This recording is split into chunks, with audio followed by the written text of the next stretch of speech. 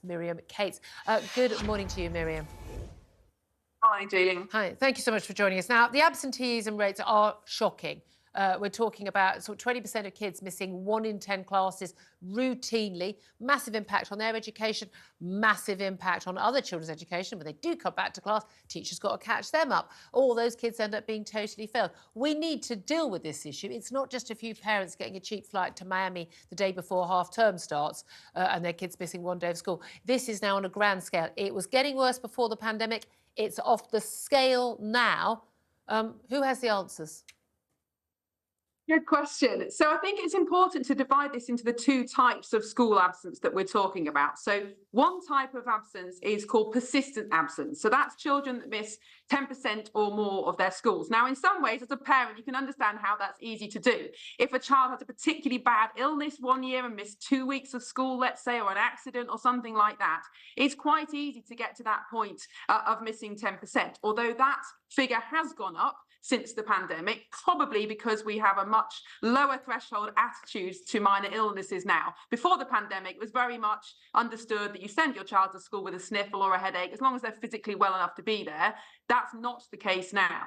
But the much more concerning type of absence is what we call severe absence, which is children who are absent more than they're present. And that has rocketed up. We're looking at about 140,000 children now who are absent more than they're present. And that was about 60,000 before the pandemic. So I think we need to take these 2 different types of absence very separately when we're looking at solutions, because one is more of a kind of nudging parents back to the previous understanding of why children need to be in school. But the other approach, the severe absence, leads a much more bespoke and thought through approach of how we get those children back in school. You tackle those things in very different ways. There may be different issues going on at home, but stat in a recent survey at the weekend, 1 in 4 parents now think that turning up to class every day isn't necessary because, well, the lockdown taught us that. The schools and the parents, schools and the politicians told us that. Now, you and I were people who were saying very much from word go. I mean, even when I was supportive of the first lockdown for the first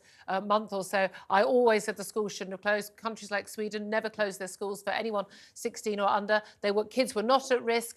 This nonsense that kids were spreading the virus, absolute load of nonsense. We closed our schools far more than any other country but one in the whole of Western Europe, and our children are paying the penalty now. Everyone knew about that at the time, but they still called for school closures, which I think is virtually criminal. But we haven't been left over that hangover. How do we deal with that when, by the way, most politicians who supported those lockdowns of schools still don't think they did anything wrong? Well, I think the number one thing that happens, the first thing that needs to happen is a public acknowledgement that it was wrong to close schools and of the cost of lockdown. And the reason I say that is because what's happened here is that trust in the system has been eroded, perhaps even destroyed by the lockdowns and by subsequent teaching strikes. It's not just absence from children. Yeah. I think the CSJ found that 25 million school days were lost to strikes last year. So it's not just the government that shut schools, it's also the teaching unions. But overnight in 2020, we went from this national understanding that children should be in school every single day, that there's a strong link between attendance and achievement. Overnight, those in authority said, actually, your children can be at home, they can learn just as well at home, don't send them to school, etc. Now, that was a monumental psychological shift, and we haven't got over that yet. And I think in order to restore the trust in education and in authorities, those in authority have to come out and say it was wrong. It's not about apportioning blame, but just to say it was wrong. We made a mistake. It has had a huge impact on children. We won't do it again. Therefore, we need to restore trust. So that's the number one thing. But then we need to take this very serious approach to restoring what has been lost. Now, I do think things like attendance monitors are a good idea, specifically looking for bespoke support for families. But I'm worried about Labour's proposal on mental health and also on more data on children, which I don't think is the answer. Right.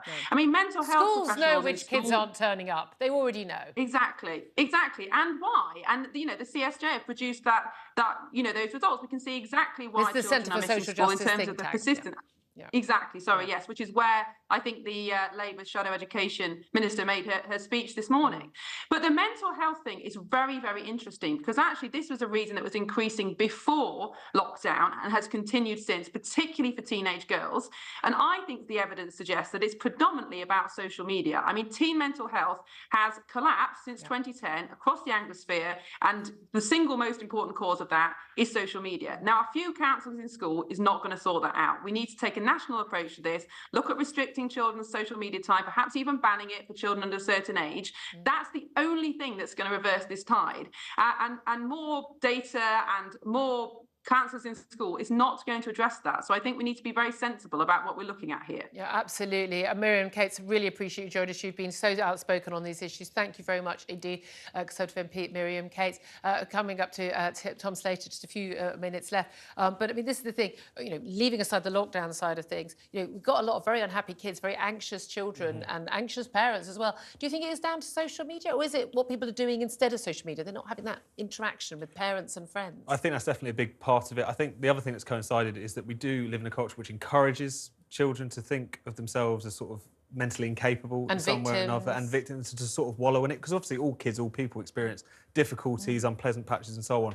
But the willingness or the encouragement to kind of wallow in it, to define yourself by a mental health problem rather than what you can do. Exactly, and to kind of retreat rather than to do the things that might actually make you feel better. I think it's all of these things mixed together. Yeah, and really. again, this is such a Western mentality and 100%. Anglo-American mentality. It doesn't happen other places, which is why we're probably seeing that big problem.